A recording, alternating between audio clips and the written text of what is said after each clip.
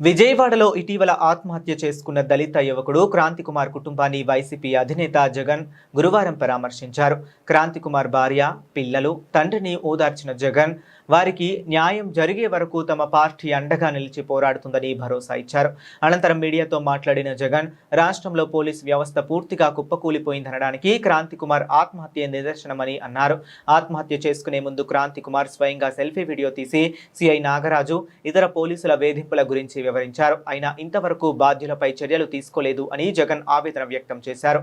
కేవలం 8 ఏళ్ల క్రితం నమోదైన చిన్న కేసుల కోసం గత 3 నెలలుగా రోజు పోలీస్ స్టేషన్ కు పిలిపించి వేధించడం వల్లే అతడు ప్రాణాలు తీసుకున్నాడని ఆరోపించారు. ముఖ్యమంత్రి నివాసానికి, డీజీపీ, హోంమంత్రి కార్యాలయాలకు కూతవేటు దూరంలో ఈ ఘటన జరిగిందని జగన్ అన్నారు. సిఐని కమిషనర్ను డీజీపీని ముఖ్యమంత్రి కాపాడుతున్నారు. ఇది ఒక ప్రొటెక్షన్ రాకెట్లా నడుస్తుంది అని జగన్ తీవ్ర ఆరోపణలు గుప్పించారు.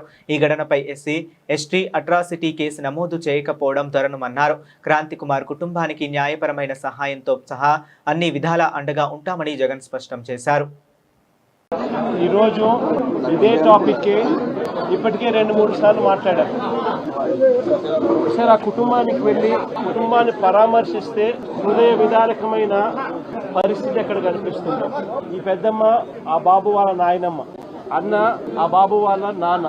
ఒకసారి ఆ బాబు బ్యాక్గ్రౌండ్ ఒకసారి గమనిస్తే వీళ్ళ పిల్లలు, 3 పిల్లలు, వీళ్ళ పరిస్థితి గమనిస్తే అందరూ కూడా ఆ చిన్న ఇంట్లో అందరూ కలిసి ఉండే పరిస్థితి. అటువంటి పేదరికంలో బ్రతుకుతా ఉన్న వీళ్ళను ఈ వ్యవస్థ ఎలా చిన్నాభిన్నం చేసింది అన్నదానికి నిదర్శనం. ఆ పిల్లాడు ఒక టాక్సీ డ్రైవర్. గత 8 సంవత్సరాలుగా ఆ పిల్లాడి మీద ఎటువంటి కేసులు కూడా లేవు. 8 సంవత్సరాల కిందట ఏదైనా చిన్న చిత్తగా కేసులు ఏదైనా ఉండింటే ఆ కేసులు కూడా కొట్టేశారు. ఏ కేసులోనూ ఆ పిల్లాడికి శిక్ష కూడా వల్ల 8 సంవత్సరాల కిందట ఏదైనా ఉండింటే కూడా.